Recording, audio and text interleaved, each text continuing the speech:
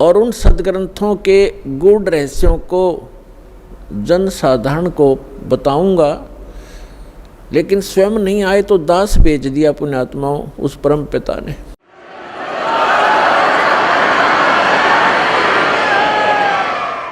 और आज आप देख रहे हो ये इलेक्ट्रॉनिक सिस्टम, इलेक्ट्रॉनिक उपकरण, इंटरनेट सिस्टम, ईमेल, प्रोजेक्टर, ये सीडी, डीवीडी, पेन ड्राइव, जो भी ये टेक्निक परमात्मा ने, ये जो भी टेक्निक है उस परम पिता कबीर भगवान की दी हुई है मानव को।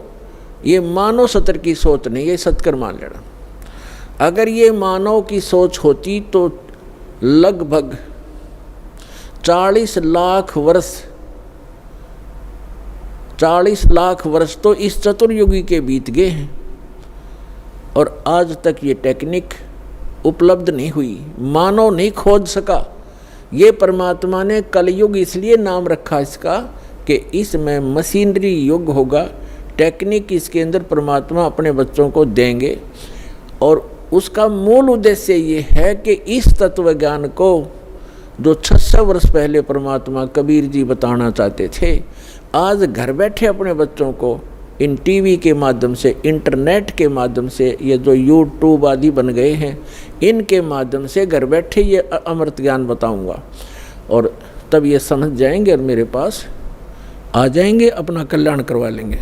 तो ये सारा कुछ जो उपकरण बनवाए हैं परमात्मा ने, ये इसलिए दिए हैं, उस परमात्मा गॉड गिवन ये माइंड है, जीव का अपना सतर की सोच नहीं है, ना ये बना सकता है। और जैसे अभी इस दास का जन्म हुआ किसान परिवार में, 50 वर्ष पहले जब हम 10-12 वर्ष के थे, हमारे यहाँ जो गेहूं की कनक को निकालते थे उसमें से भूसा अलग और कणक अलग करने के लिए एक 50 मन गेहूं के लिए 1 महीना लगता था। उसके ऊपर बैल घुमाते रहते थे, एक छड़ा बांध के पीछे बैलों के उसको घुमाते रहते थे। कम से कम 1 महीने में जाकर 20 दिन में जाकर के वो बारीक होता था, तब उसको बरसा बरस गेहूँ अलग और भूसा अलग करते थे। ऐसी टेक्निक थी उस समय। और उससे पहले तो और उस हमारे समय में तो ऐसे घुमाने वाली चारा काटने की मशीन हाथ से घुमाने वाली लग गई थी, जिसने गंडासा कहते हैं। और उससे पहले हमने देखे हमारे हाथ से ऐसे काटा करते थे, ऐसे। और पीछे जाओगे तो क्या होगा? तो कहने का भाव ये है कि जो आज टेक्निक प्राप्त है ये गॉड कबीर गिवन है, ताकि आप अपने सदग्रंथों को इन प्रोजेक्टर और डीवीडी के माध्यम से रूबरू देख सकें, आँखों देख सकें, फिर मिला सकें अपने। आपके घर उपलब्ध होती हैं ये सभी सदग्रंथ। और दया करी परमात्मा ने के अनुवादित करवा दिया उन्हीं के द्वारा जिनको ज्ञान नहीं था। अनुवाद उनको भाषा आती थी, जैसा भी उन्होंने अनुवाद, जहाँ उनकी बुद्धि काम करना बंद कर गई वहाँ तो गलत कर दिया, और जहाँ साधारण अनुवाद थे उन्होंने कर दिए। कहाँ स्लिप करी उनकी बुद्धि?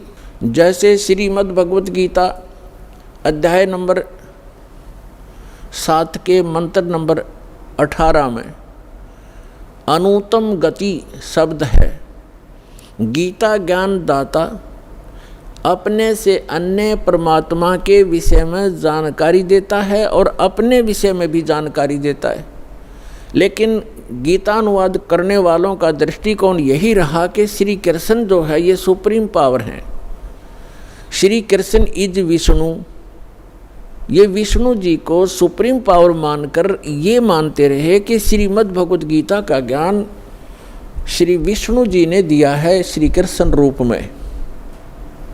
श्री कृष्ण भी विष्णु ही थे, ये खुद मानते हैं हमारे धर्मगुरु। तो इन्होंने श्रीमद् भगवत गीता को ठीक से ना समझकर, क्योंकि उनको सृष्टि रचना का ज्ञान नहीं था, जिस कारण से उन्होंने श्री कृष्ण को ही मूल परमात्मा मान लिया। जबकि गीता अध्याय नंबर 15 के श्लोक 16 और 17 में 3 प्रभु बताए हैं, 3 पुरुष बताए हैं। एक सरपुरुष है ब्रह्म, जिसको सरब्रह्म भी कहा जाता है, सरब्रह्म, ये केवल 21 ब्रह्मांड का स्वामी है। और दूसरा अक्षर पुरुष, इसको अक्षर ब्रह्म भी कहते हैं, इसको पर ब्रह्म भी कहते हैं।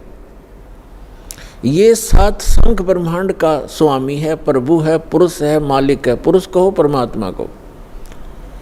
श्रीमद् भगवद गीता अध्याय नंबर 15 के श्लोक नंबर 16 में कहा कि 2 पुरुष हैं इस संसार में, पृथ्वी वाले लोकों में, और ये भी नाशवान और इनके अंतर्गत जितने प्राणी हैं वो भी नाशवान है। जीव आत्मा किसी की नहीं मरती, वो तो पशु पक्षी की भी नहीं मरती।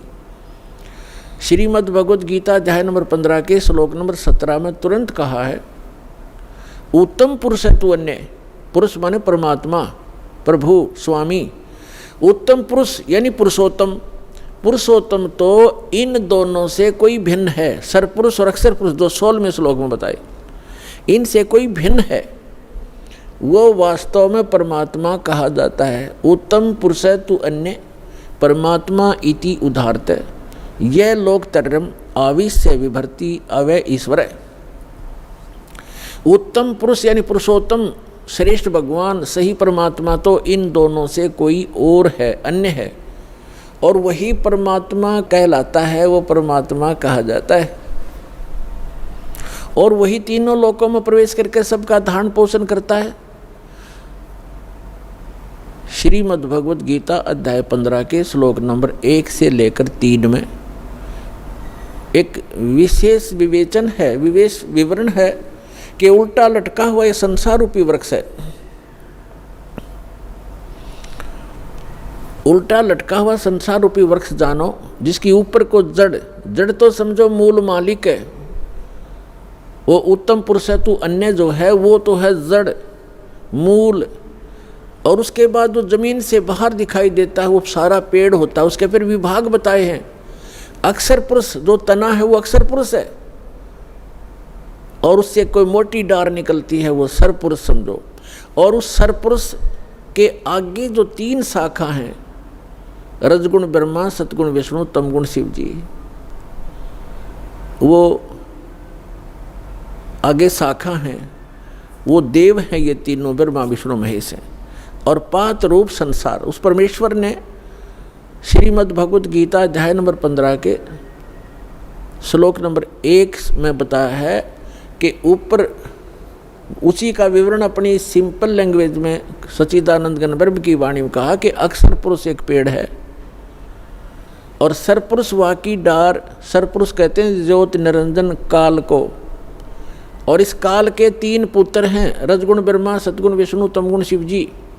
इस सरपुरुष के पुत्र हैं 3, ब्रह्मा विष्णु महेश। अक्षर पुरुष एक पेड़ है, सरपुरुष वाकी डार, और तीनों देवा शाखा हैं, ये 5 रूप संसार। तो इस पूरे प्रकरण में ब्रह्मा विष्णु महेश की क्या स्थिति है, ये इस ब्रह्म के पुत्र हैं, और ब्रह्मा विष्णु महेश की माता दुर्गा है, अष्टंगी देवी। तो विष्णु जी कौन हैं? विष्णु जी एक ब्रह्मांड में एक विभाग के विभागीय मंत्री हैं, सतोगुण विभाग के, और ये 3 भाई हैं, तीनों का अलग अलग विभाग है। रजोगुण विभाग के मंत्री मालिक प्रभु स्वामी ब्रह्मा जी, और सतोगुण विभाग के स्वामी श्री विष्णु जी, और तमोगुण विभाग के स्वामी प्रभु श्री शंकर जी। ये एक ब्रह्मांड में केवल एक विभागीय मंत्री हैं, और इनका पिता जो ब्रह्म है सरपुरुष, वो एक ब्रह्मांड के अंदर मुख्य मंत्री का रोल करता है। ऐसे ऐसे 21 ब्रह्मांड हैं सरपुरुष के, जिसको ज्योत स्वरूपी निरंजन काल भी कहा जाता है, जिसके लोक में हम रह रहे हैं। और फिर है अक्षर पुरुष। अक्षर पुरुष के 7 शंख, नील पद्म शंख, 7 शंख ब्रह्मांड हैं।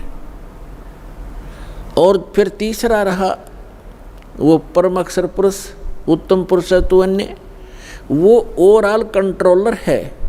असंख्य ब्रह्मांड इंक्लूडिंग सरपुरुष एंड अक्षर पुरुष, इन सब के ऊपर और इनके अतिरिक्त जितने भी ब्रह्मांड हैं पूरा, विश्व है, पूरा संसार है, उन सब का मालिक है वो मूल मालिक है, वो संसार रूपी वृक्ष की जड़ है, मूल है, जहाँ से जैसे पूरे पेड़ को मूल से आहार प्राप्त होता है, ऐसे वो परमात्मा कबीर भगवान परम अक्षर पुरुष वो सबका पालनहार है।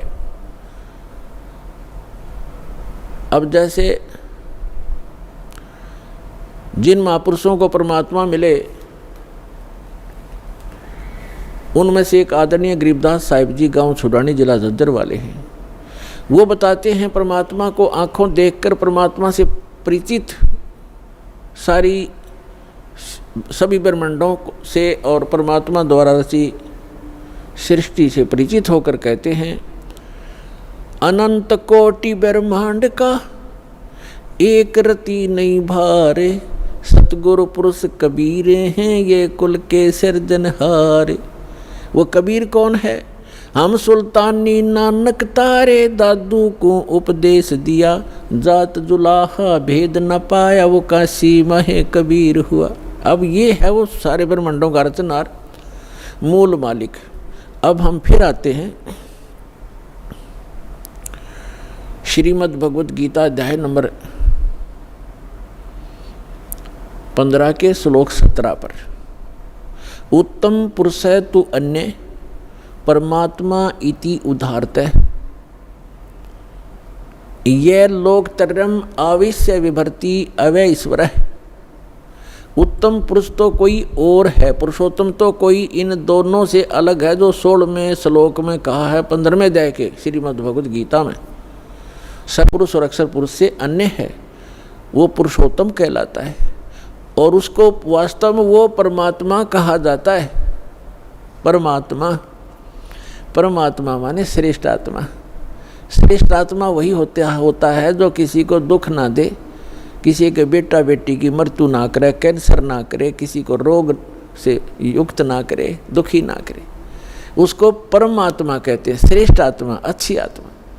और जो यहाँ हम देख रहे हैं बुचड़ खाना, किसी हॉस्पिटल में जाकर देख लो हाहाकार मची हुई है, और घर घर में देख लो कोई किसी रोग से दुखी, कोई किसी से दुखी, किसी की टांग कटी है, किसी का हाथ कटा है, कोई आंखों से अंधा है, कोई पैरालाइसिस से तड़प रहा है। क्यों? जिस लोक में हम रह रहे हैं ये इस परमात्मा का लोक हो सकता है? ये तो कसाई आत्मा का लोक है, इस काल का लोक है जहाँ हम रह रहे हैं। ये कबीर भगवान ने आकर बताया। और जिन महापुरुषों को परमात्मा सचखंड लेकर गए अपने सुखमय स्थान पर, और फिर उनको गवाह बनाकर, साक्षी बनाकर वापस छोड़ा, उन्होंने भी यही बताया कि ये लोक ठीक नहीं, एक स्थान और है जहाँ जाने के बाद जीव फिर कभी लौटकर वापस इस गंदे लोक में नहीं आता, और वहाँ कोई दुख नहीं, वहाँ वर्द अवस्था नहीं, वहाँ मृत्यु नहीं। अब श्रीमद् भगवद गीता अध्याय नंबर 15 के श्लोक नंबर 17 में कहा है कि उत्तम पुरुष तो अन्य परमात्मा इति उदाहरतः, और यह लोकत्रयम् आविश्य विभर्ति अवैश्वर, जो तीनों लोकों में प्रवेश करके वो श्रेष्ठ परमात्मा जो सरपुरुष और अक्षर पुरुष से अन्य है, वो संसार रूपी वृक्ष की मूल है, जड़ है। ऊर्ध्व मूलम अधः शाखम, ऊपर को जो जड़ है वो तो समझो परम अक्षर ब्रह्म है। और यह लोक तरम अविश्य विभर्ति, जो तीनों लोकों में प्रवेश करके सबका धारण पोषण करता है। पूरे पेड़ को मूल से ही परवरिश आहार मिलता है, मूल से उसकी परवरिश होती है। तो पूरा जो मूल है ऊपर परमात्मा है, जो सतलोक में रहता है, वो अक्षर पुरुष, परम अक्षर पुरुष, वो सारी सृष्टि का रचनहार, सर्व उत्पादक प्रभु, वो कबीर साहब है जो काशी में धानक रूप में आए थे। उस परमात्मा ने विधान बना के छोड़ दिया है। उस विधान अनुसार जो चलेगा उसको जैसा भी यहाँ का जो कर्तव्य है, लाभ है, उस अनुसार उसको मिलता रहेगा, उसको उसी प्रकार उसका जन्म मृत्यु होता रहेगा। और इस जन्म मृत्यु से बचने के लिए विधान बनाया है, जो उसको अपनाएगा, उसको अप्लीकेबल कर लेगा, उसका जन्म मृत्यु छूट जाएगा। तो वो जन्म और मृत्यु के छूटने का विधान हमें प्राप्त नहीं हुआ था। परमात्मा ने 600 वर्ष पहले बताने की चेष्टा की, लेकिन हम अशिक्षित होने के कारण हम वंचित रह गए। उसकी पूर्ति करने के लिए परमात्मा ने अब समय दिया है। निर्धारित किया था।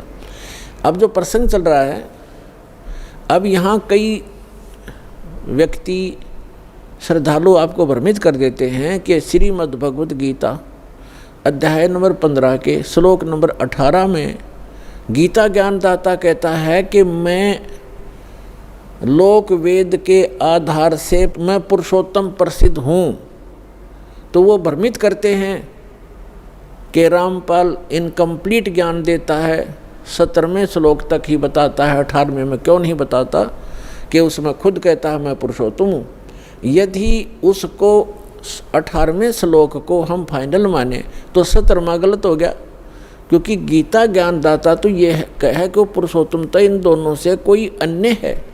और 18वें में क्या कहता है कि मैं गीता ज्ञानदाता कौन है? ये श्री कृष्ण नहीं है। श्री कृष्ण में प्रवेश करके, ये विष्णु नहीं है।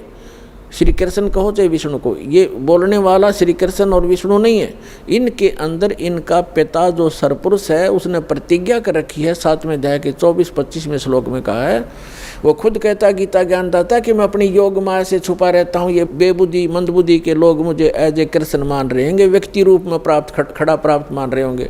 मैं कृष्ण नहीं हूँ, मैं व्यक्ति रूप में कभी नहीं आता। मैं अपने 4थे अध्याय के 9वें श्लोक में ये कहता है मेरे जन्म और कर्म दिव्य हैं। अब इसके कर्म दिव्य कैसे हैं कि ये